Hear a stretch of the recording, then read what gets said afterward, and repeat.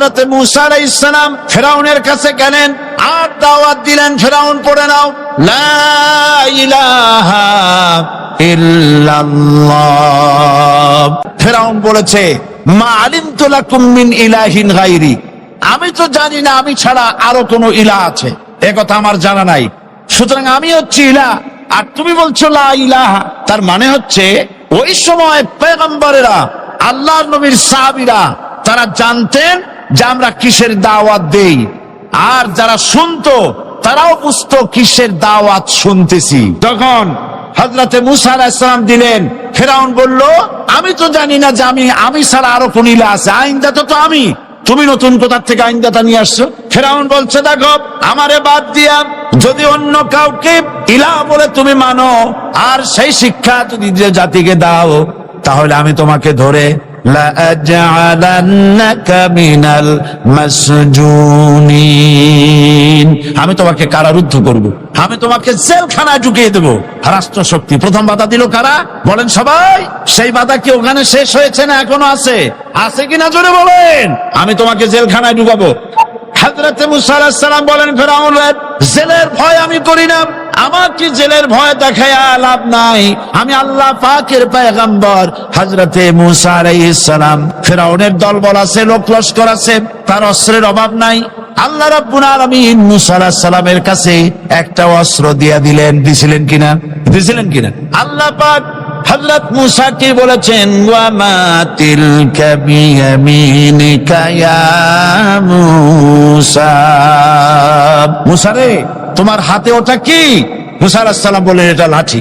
আল্লাহ পাক বললেন ফেলে দাও লাঠি, লাঠি ফালায় দিলেন, কি হয়ে গেল? হিয়া হাইয়াতুন তাসআ, লাঠি পড়ে সাপ হয়ে গেল। সাপ দেখে নবী বলি হোক, সাহাবী হোক আর আলেম হোক, সাপ দেখলে ভয় করে না মানুষের? মূসা আলাইহিস সালাম ভয় পেয়েছে। আল্লাহ রাব্বুল আলামিন হযরত মূসাকে শোনায় দিলেন খুযহা ওয়া লা তাখাফ সানুঈদুহা সিরাতাহাল উলা, ধরো লা তাখাফ, ভয় পেও না। আল্লাহ বলছেন ধরো, ভয় পেও না। ধরার সঙ্গে সঙ্গে স্বাভাবিক অবস্থায় ফিরে আসবে, আবার লাঠি হয়ে যাবে। এখন আল্লাহ বলছেন ধরো, মূসা আলাইহিস সালাম কি ভয় পাওয়া উচিত হবে? মূসা আলাইহিস সালাম কি ভয় পাইছিলেন? কারণ হচ্ছে এই দুশমনের শক্তিটা খুব বড়ই দেখা যায়, মনে হয় যেন অনেক বড় কি জানি কি। আল্লাহ পাক বলছেন ইন্না কাইদাশ শায়তানে কানা দাঈফা, শয়তানের চক্রান্ত যতই তুমি মনে করো অনেক ষড়যন্ত্রের জাল বিস্তার হয়ে আছে, আল্লাহ কয় কিছুই না, দাঈফা অত্যন্ত দুর্বল। আল্লাহ পাক বললেন ধরো, মূসা আলাইহিস সালাম সাপ ধরলেন, সঙ্গে সঙ্গে লাঠি হয়ে গেল। ফিরআউন বরদাস্ত করলো না, রাষ্ট্রশক্তির পক্ষ থেকে আক্রমণ শুরু হলো। অপরাধ কি? মূসা আলাইহিস সালামের অপরাধ কি অপরাধ? মাশাআল্লাহ বুঝতে পেরেছেন। অপরাধ হচ্ছে তিনি বলেছেন লা ইলাহা, জোরে বলেন লা ইলাহা ইল্লাল্লাহ। এই কালেমাকে আজ আমরা ভিক্ষার বুলি বানাইছি। এটা হলো সার্বভৌমত্বের বুলি, এটা হচ্ছে আল্লাহ পাকের সার্বভৌমত্বের কথা।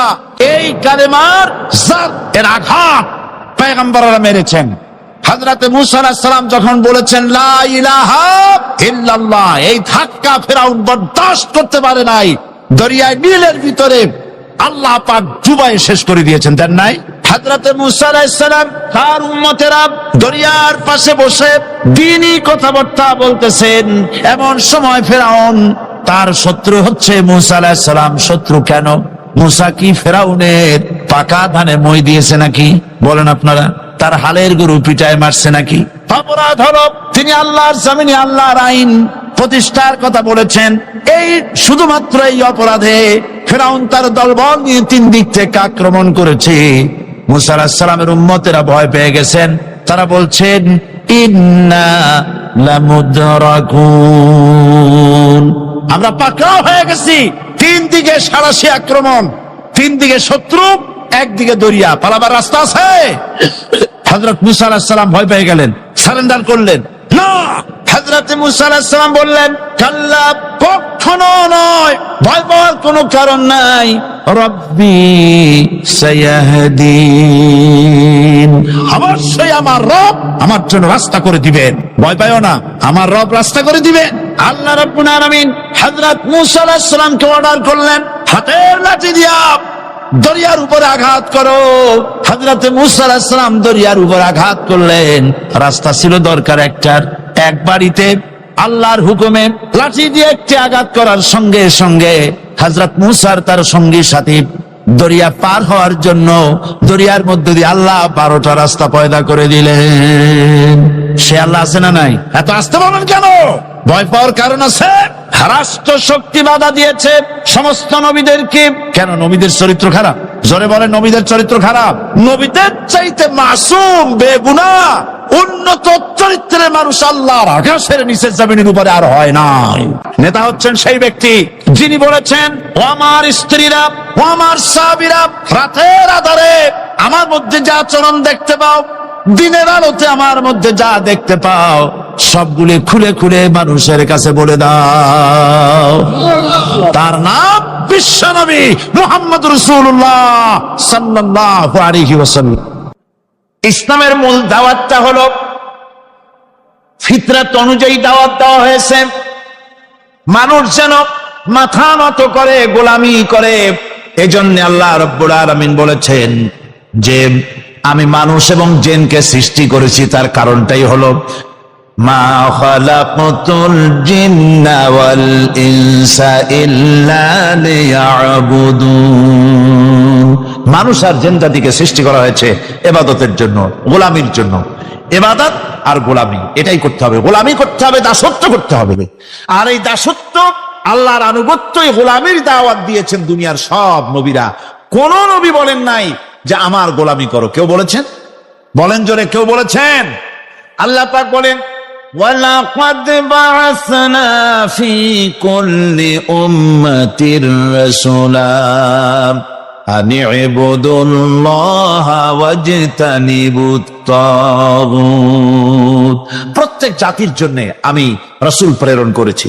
তারা মানুষকে দাওয়াত দিয়েছেন এই কথা বলে যে এক আল্লাহর গোলামি করো, তিনি ছাড়া কোনো ইলাহ নাই, আইনদাতা নাই, বিধানদাতা নাই, তার গোলামি, তার সামনে মাথা নত করে দাও। নামাজ হচ্ছে তাওহীদের অবশ্যম্ভাবী এক বহির্প্রকাশ। তাওহীদের জন্য তাওহীদবাদী মানুষ যারা, তাদেরকে নামাজ আদায় করতেই হবে।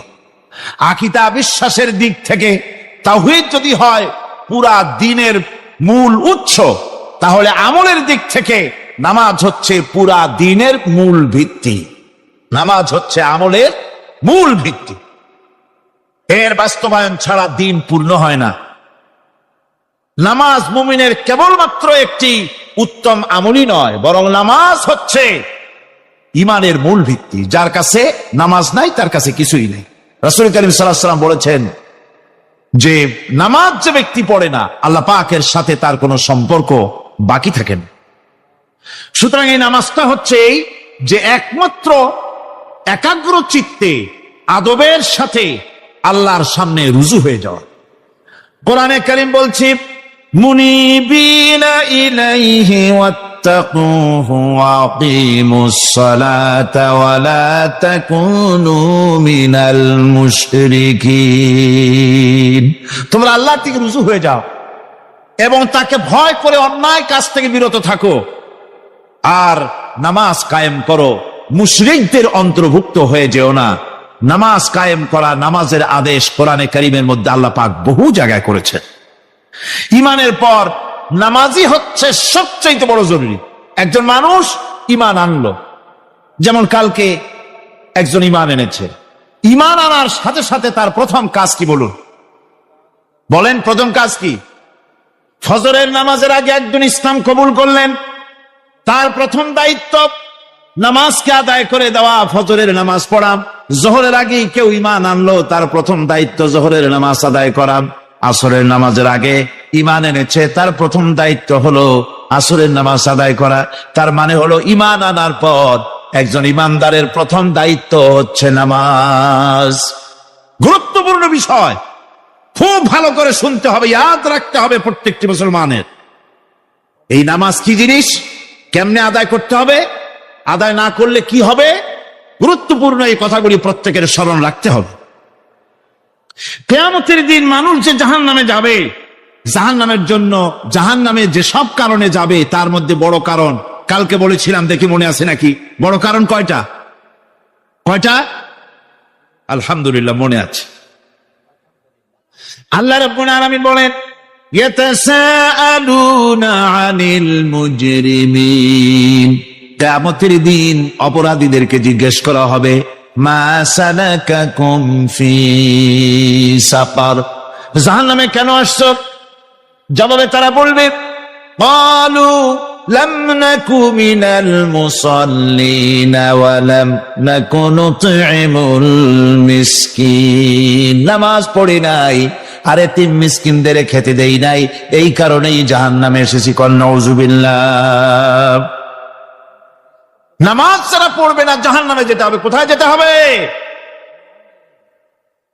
আকীদাগত দিক থেকে ঈমান হলো তাওহীদের স্বীকৃতি, আর আমলের দিক থেকে নামাজ হচ্ছে তাওহীদের বহিঃপ্রকাশ। আপনি মুসলমান তা প্রমাণ হবে নামাজ দিয়ে। নামাজহীন ঈমানের দাবি মূল্যহীন। যার নামাজ নাই তার ঈমানের দাবি করার কোনো মূল্যই নেই। অনেক এরকম কথা বলে, হুজুর আমি মানুষটা নিতান্ত খারাপ না, যাই মনে করে, গ্রামে রাস্তা বানাইছি, ব্রিজ করে দিয়েছি, কালভার্ট করেছি, এতিম মিসকিনরে তাও মাঝে মধ্যে খাবার দেই, বিধবারে কাপড় চোপড় দেই, মানুষটা আমি নিতান্ত খারাপ না, তবে এই মাঝে মধ্যে একটু নামাজ পড়ি না, তাতে কি আমার ঈমান নষ্ট হয়েছে? আমি বলি, ভাই ঈমানই তো নাই, নষ্ট হবে কি? ঈমান থাকলে না নষ্ট হবে? ঈমান নাই। সুতরাং একজন মুসলমান যদি নামাজ না পড়ে নিজেকে মুসলমান বলে দাবি করার কোন হক তার নাই, দাবি করার অধিকার নাই। নামাজ হচ্ছে জিন্দেগি, নামাজটাই মূলত জিন্দেগি। নামাজটা কি? জিন্দেগি। আল্লাহ রাব্বুল আলামিন শেখাচ্ছেন, কুল ইন্না সালাতি ওয়া নুসুকি ওয়া মাহইয়ায়া ওয়া মামাতি লিল্লাহি রাব্বিল আলামিন। মুহাব্বতের সাথে সবাই পড়েন, কুল ইন্না সালাতি ওয়া নুসুকি ওয়া মাহইয়ায়া ওয়া মামাতি লিল্লাহি রাব্বিল আলামিন। বলো আমার নামাজ, বলো আমার নামাজ, আমার কোরবানি, আমার হায়াত, আমার মত সবকিছুই আল্লাহ রব্বুল আলামিনের জন্য নিবেদিত। আমার বেঁচে থাকা, আমার মরে যাওয়া সব আল্লাহর জন্য। সে আল্লাহ রব্বুল আলামিন, তার জন্য সবকিছু নিবেদিত করতে হবে। আল্লাহ পাকের গোলাম আমাদের বানিয়েছেন, আল্লাহ আমাদের গোলামি করা লাগবে। আর গোলামির নমুনা যাকাত দিয়া, হজ দিয়া, দাম দিয়া, সদকা দিয়া, কোন জিনিস দিয়ে নামাজের মতো গোলামির উৎকৃষ্ট প্রমাণ বা নমুনা আর কিছুতে নাই।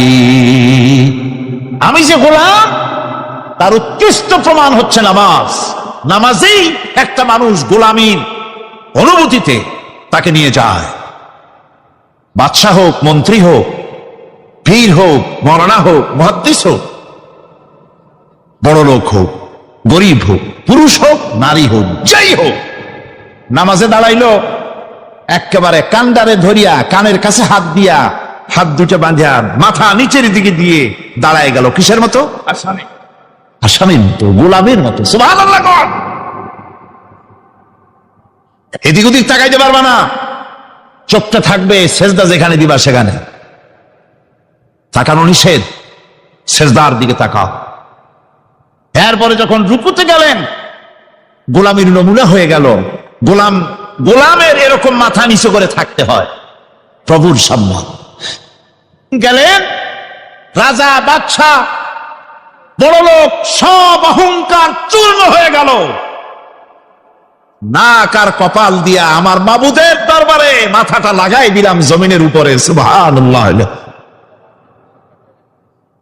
আমি আমার ভাষায় বলি, আমি আমার ভাষায় কথাটা এভাবে বলি, এই জমিনটা যদি কাগজ হয় আর আমার নাকটার কপালটা যদি কলম হয়, তাহলে আমি যে গোলাম দৈনিক 5 বার আমার নাক আর কপাল দিয়া জমিন নামক কাগজের উপরে দাস খতের উপরে দৈনিক 5 বার নাকার কপাল দিয়া সই করে দেই, আল্লাহ আমি তোমার গোলাম আর কারো গোলাম নই, আমি একমাত্র তোমার গোলাম।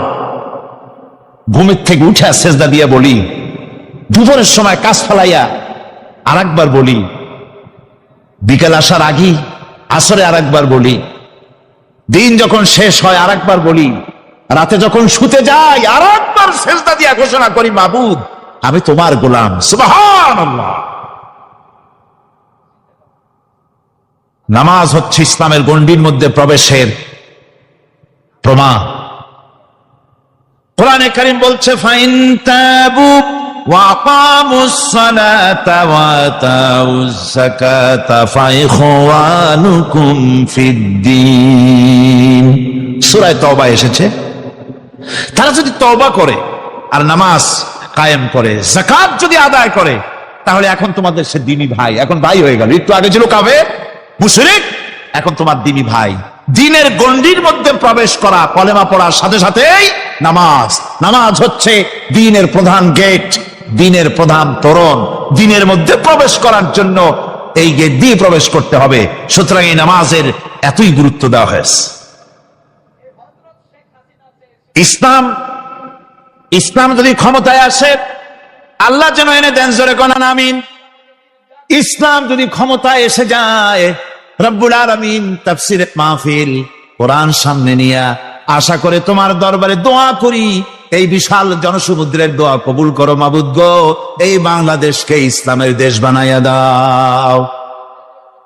দেশটা যদি ইসলামের হয়ে যায়, আইন যদি আল্লাহর হয়, শাসন যদি সৎ লোকেরা করে, রব্বুল আলামিন কোরআন শরীফে বলেন, তাহলে তারা 4টা কাজ করবে। আল্লাযীনা ইম্মাক্কান্নাহুম ফিল আরদ আকামুস সালাতা ওয়া আতাউজ যাকাত ওয়া আমারু বিল মা'রুফি ওয়া নাহাউ আনিল মুনকার। মুমিনেরা ক্ষমতায় এসে প্রথম যে কাজটা করবে, প্রথমে ক্ষমতা এসেই নামাজ বাধ্যতামূলক করবে। প্রথম কি? ওয়াজ নসিহতে অনুরোধ করা হবে না, বাবাজিরা আল্লাহর রাস্তায় নামাজটা পড়ে না। রেডিও এবং টেলিভিশনের মাধ্যমে রাষ্ট্রপ্রধান অর্ডার করে দিবেন, আজ থেকে বাংলাদেশের 12 কোটি তাওহীদি জনতা, নারী পুরুষ যারা আকেল বালিগ, সকলের জন্য নামাজ বাধ্যতামূলক, নামাজ পড়তেই হবে। এটা অর্ডার। বেলা যখন 1টা বেজে যাবে, বেলা যখন 1টা বাজবে, সমস্ত মসজিদে আজান শুরু হয়ে যাবে। আজানের সাথে সাথে অফিস, আদালত, কল কারখানা, ক্ষেত খামার, শিক্ষাঙ্গন সব ডেডলক হয়ে যাবে। আধা ঘন্টার জন্য বন্ধ হয়ে যাবে। যারা মুসলমান অফিসে, কলেজে, ইউনিভার্সিটিতে, সর্বত্র তারা নামাজের জন্য প্রস্তুতি নেবেন। আধা ঘন্টার ভিতরে নামাজ আর খানা সেরে আবার কলেজ চলবে, বিশ্ববিদ্যালয় চলবে, কল চলবে, কারখানা চলবে, ক্যান্টনমেন্ট চলবে, সেক্রেটারিয়েট চলবে, সব আপন গতিতে চলতে থাকবে। আল্লাহর রহমত, বরকত আকাশ ফেরে নাজিল হয়ে যাবে। আর এই অর্ডার যে দেওয়া হবে, নামাজ পড়বেন সেখানে। থানায় যখন আজান হবে, থানায় আজান হয়ে গেছে, থানার স্টাফ, পুলিশ যারা আছে জামাতে খাড়া হয়ে যাবে, ইমামতি করবেন ওসি সাহেব। এসপির অফিসে এসপি সাহেব ইমামতি করবেন, ডিসি সাহেব তার অফিসে ইমামতি করবেন, মন্ত্রী সেক্রেটারিয়েট ইমামতি করবেন, প্রেসিডেন্ট বঙ্গভবনে ইমামতি করবেন, বিশ্ববিদ্যালয়ের ভাইস চ্যান্সেলরের ইমামতিতে সে জায়গার মুসলমান ছাত্র ছাত্রী, শিক্ষক শিক্ষয়িত্রী এক জামাতে নামাজ আদায় করবে। এই যদি হয় চিত্র দেশের, অপরাধ থাকবে। থানায় ওসি সাহেব নিজেই যদি জামাতের ইমামতি করেন, এইভাবে নামাজ আদায় করেন, পুলিশদের নিয়ে জামাতে ঘুষ আর খাবে তারা? এসপি সাহেবের অফিসে, ডিসি সাহেবের অফিসে মন্ত্রীরা যদি ভাবে নামাজ কায়েম করে, তাহলে কি অন্যায় অপরাধ কিছু থাকবে সমাজে? থাকবে না। সুতরাং নামাজ বাধ্যতামূলক করে দেওয়া হবে। নামাজ বাধ্যতামূলক, সকলকে নামাজ পড়তে হবে। নামাজ হচ্ছে অপকর্মের প্রতিবন্ধক। নামাজ পড়লে অন্যায় কাজ থেকে বাঁচার পর, অন্যায় থেকে বাঁচাই কিসে? নামাজ। আল্লাহ রাব্বুল আলামিন বলেন, উতলু মা উহিয়া ইলাইকা মিনাল কিতাবি ওয়া আকিমিস সালাম ইন্নাস সালাতা তানহা আনিল ফাহশাই ওয়াল মুনকার। হে নবী, এই কিতাব তেলাওয়াত করো যা তোমার প্রতি অবতীর্ণ করা হয়েছে, এই কিতাব তেলাওয়াত করো আর নামাজকে প্রতিষ্ঠা করো। নিঃসন্দেহে নামাজ মানুষকে পাপাচার থেকে বাঁচায়া দেয়।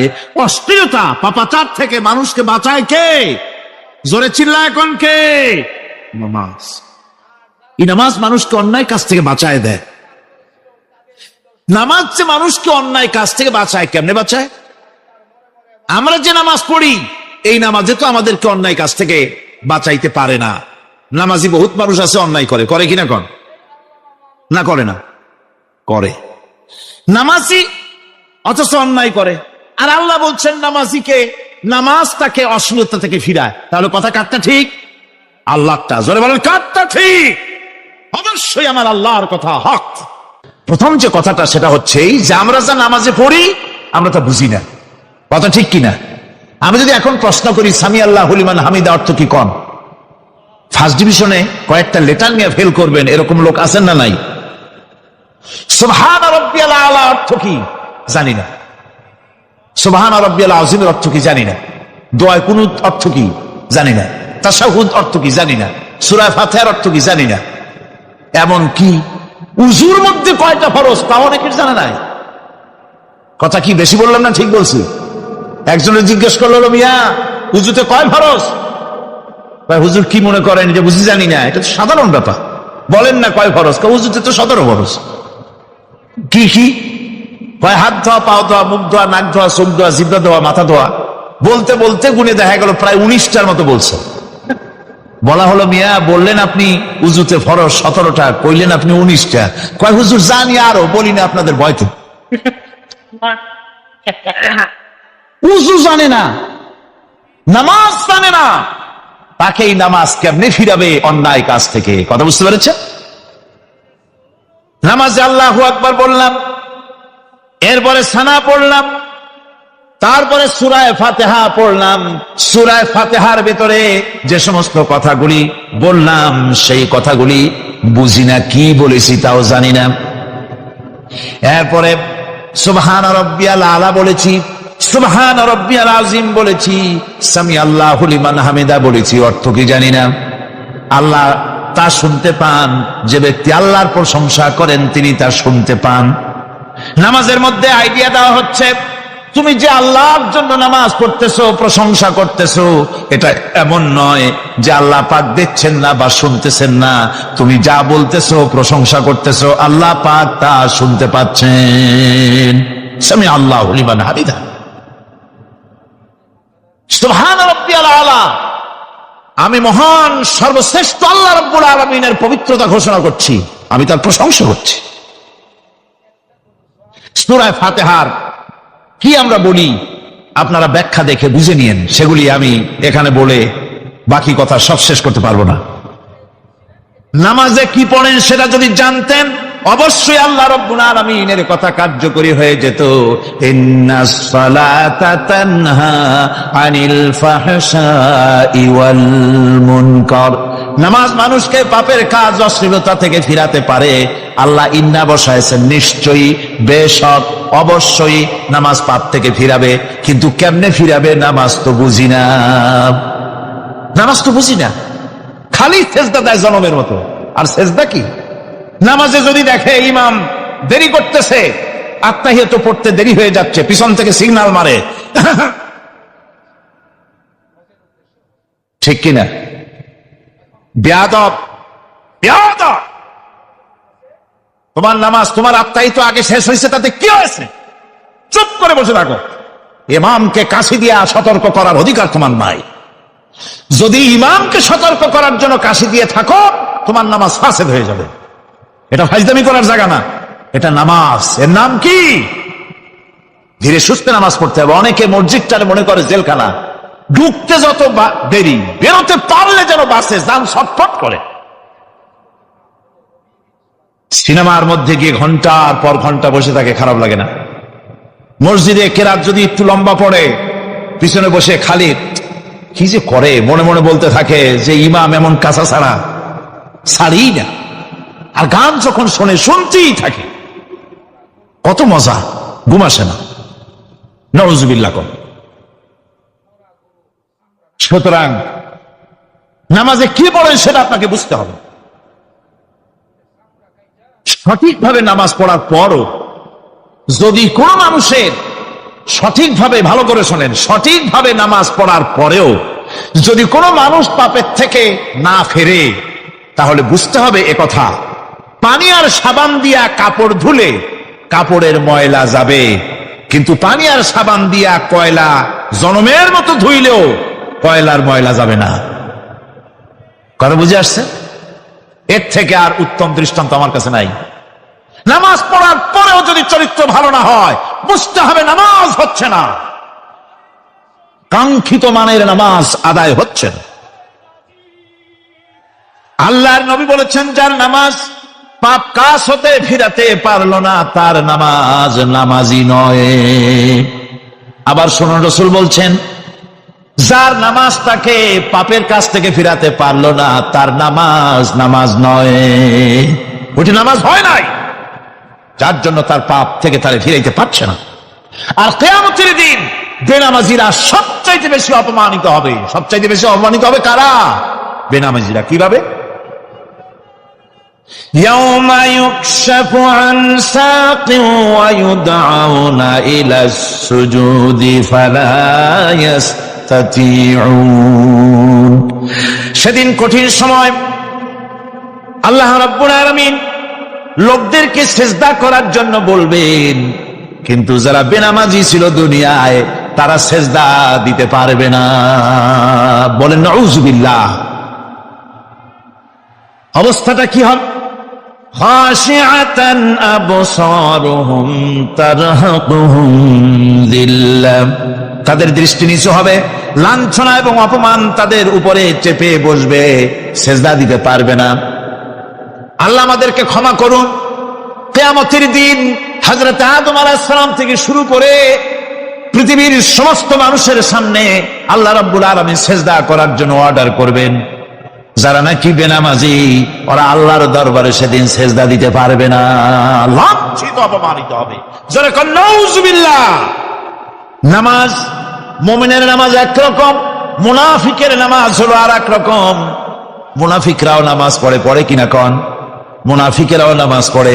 মুনাফিকেরা যখন নামাজ পড়তে যায়, আল্লাহ রাব্বুল আলামিন বলতেছেন, ওয়াইদা কামু ইলাস সালাতি কামু কুসালা।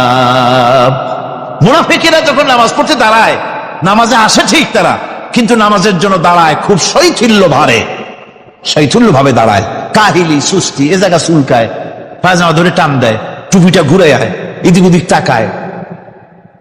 মুনাফিকের নামাজ দেখলেই ঠিক পাওয়া যায় যে বেটা মুনাফিক। এইভাবে সে দাঁড়ায়। তার নামাজটা কি জন্য? ইউরাউনান নাসা ওয়া লা ইয়াযকুরুনাল্লাহা ইল্লা কালিলা। তাদের নামাজ হচ্ছে মানুষকে দেখাবার নামাজ। নাউযুবিল্লাহ। এখন দেখবেন এই মৌসুম আসছে, নামাজের মৌসুম, বেনামাজিদের নামাজের মৌসুম।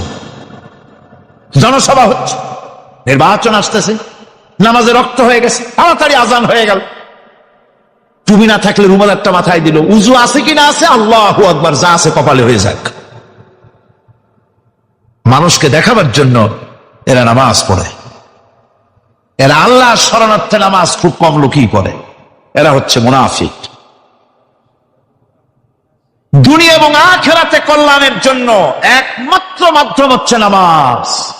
দুনিয়াও যদি কল্যাণ চাই, আখিরাতেও যদি কল্যাণ চাই, তাহলে এর জন্য কি করতে হবে? কি করতে হবে? আমার কথা নয়, আল্লাহ রাব্বুল আলামিনের কথা শুনুন।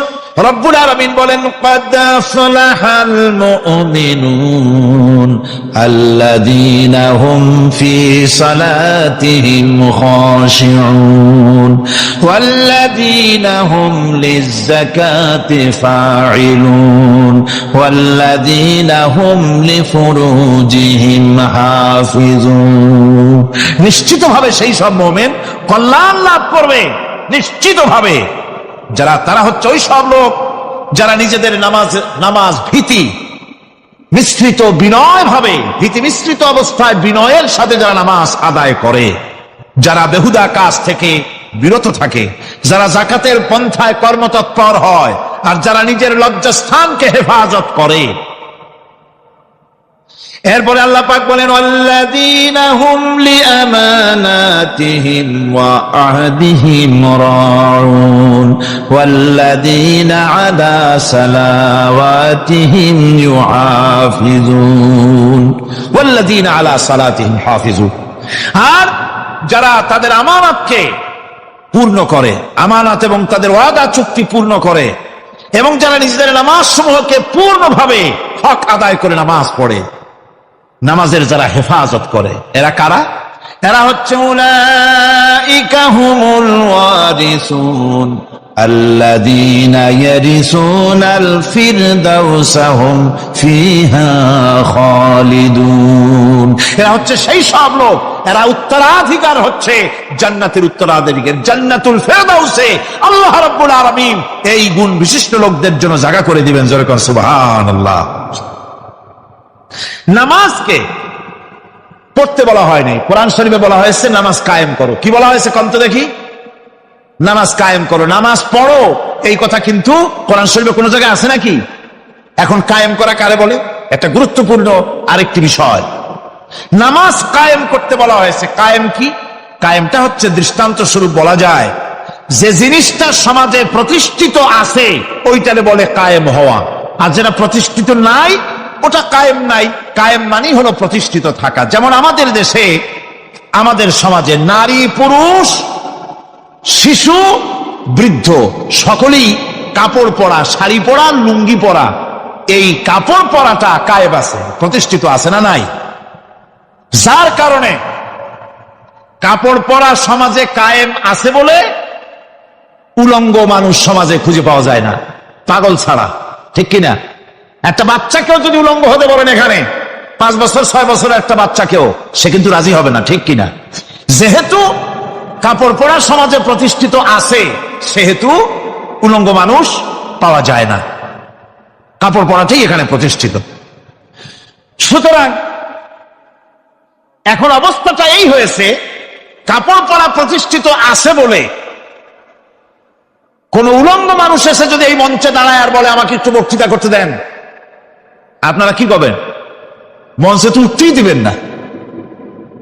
উলঙ্গ মানুষ যদি কোনো চাকরি নিতে যায় ইন্টারভিউতে, তাকে লাইনে দাঁড়াইতে দেবে? দেবে না। এমন কি উলঙ্গ হয়ে যদি বাড়িতে প্রবেশ করে তার বউ দূর দূর করে তাড়ায় দেবে, ঠিক কিনা? যেহেতু সমাজের ভিতরে কাপড় প্রতিষ্ঠিত আছে সেই জন্য এই উলঙ্গ মানুষ পাওয়া যায় না। অনুরূপ ভাবে নামাজ যদি প্রতিষ্ঠিত হতো সমাজের ভিতরে, তাহলে বেনামাজি খুঁজে পাওয়া যেত না। চাকরি করতে গেলে সেখানে নামাজ মানদণ্ড হয়ে যেত, নামাজ পড়ে কিনা তা দেখে নেওয়া হতো, বেনামাজি লোক পাওয়াই যেত না যদি প্রতিষ্ঠিত থাকতো। প্রথম প্রশ্নই হতো তুমি নামাজ পড়ো কিনা। ইলেকশনে যদি একজন উলঙ্গ মানুষ এসে দাঁড়ায়, ভাইরা এবার আমার বোতল মার্কা বাক্স, উলঙ্গ মানুষ এসে ভোটে দাঁড়াইছে, আপনারা ভোট দিবেন? দিবেন। ওই যে কাপড় প্রতিষ্ঠিত আছে বলে, লুঙ্গি প্রতিষ্ঠিত সমাজে আছে বলে উলঙ্গ মানুষকে আপনি ভোট দিবেন না।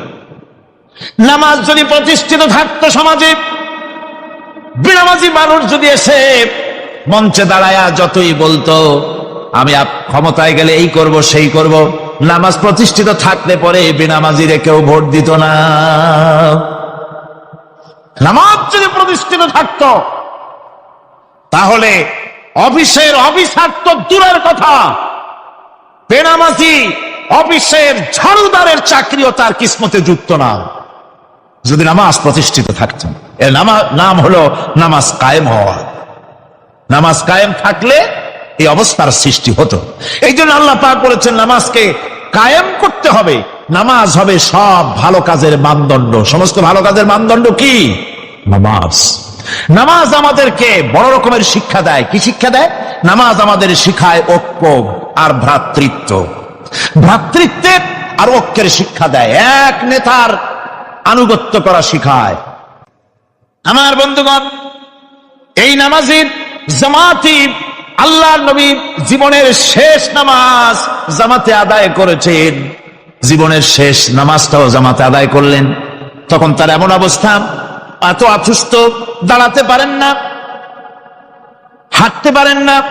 দুইজন সাহাবীর কাঁধের উপরে ভর করে তারপরে বহু কষ্ট করে মসজিদে গিয়ে নামাজ আদায় করেছেন। খুতবা দিয়েছেন। বললেন, খুতবা দিতে গিয়ে বললেন, আজ থেকে মসজিদে নববীর চতুর্দিকের সকলের দরজা বন্ধ হয়ে যাবে, শুধু আবু বকরের দরজাটা খোলা থাকবে।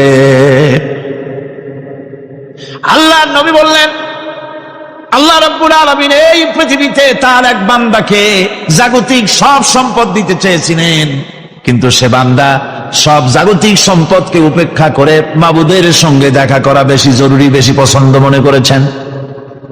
এতটুকুন কথা নবীজি বললেন, কেউ কিছু বুঝলো না। হযরতে আবু বকর রাদিয়াল্লাহু তাআলা আনহু হুজুরের এই কথা শুনে কাঁদতে কাঁদতে তিনি অস্থির হয়ে যাচ্ছেন। সাহাবীরা চিন্তা করলেন, হুজুর কান্না কার কথা বলেছেন, তাতে কান্নার কি আছে?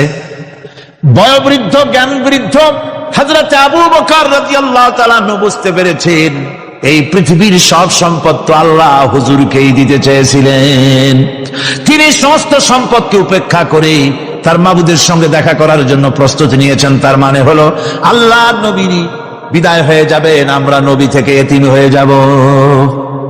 নবীজি ঘরের মধ্যে প্রবেশ করলেন, প্রচন্ড জ্বর এলো। এই প্রচন্ড জ্বর নিয়ে তিনি শুয়ে আছেন, কখনো বেহুশ কখনো হুশ। এর মধ্যে সারা আযান হয়ে গেল।